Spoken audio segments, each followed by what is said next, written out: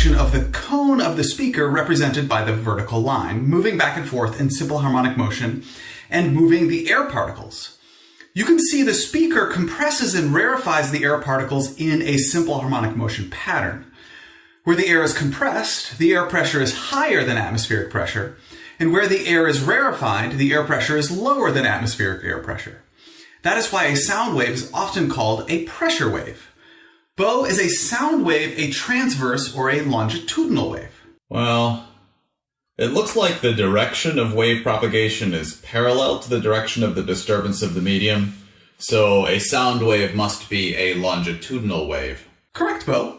Sound is a longitudinal pressure wave. Mr. P? Yes, Billy? I thought air molecules were always moving around in all sorts of directions and running into one another and running into objects, creating pressure. Those air molecules all look like they are moving either to the left or to the right, and it does not really make sense that they would all be evenly spaced out like that. Oh, good point, Billy. This is a highly idealized model of sinusoidal sound waves moving through the air. You are correct that the air molecules actually would move around in all directions and be more randomly located. However, the average position and average velocity of the particles would look like this. It is easier to understand what is going on when we look at the idealized average position and velocity of the air particles.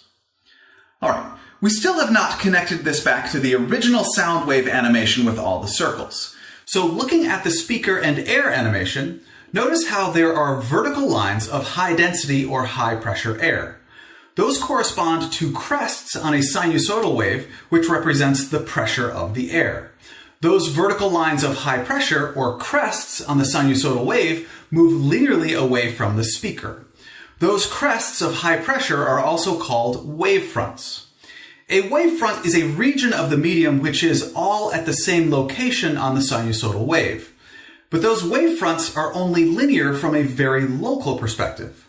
A more accurate representation is that the sound waves move out in all directions from the sound source. In other words, the sound waves, or wavefronts, move out in a spherical shape away from the sound source. However, the medium you are looking at to understand sound waves, this screen, is not three-dimensional. It is a two-dimensional space. And class, what is a two-dimensional slice of a sphere?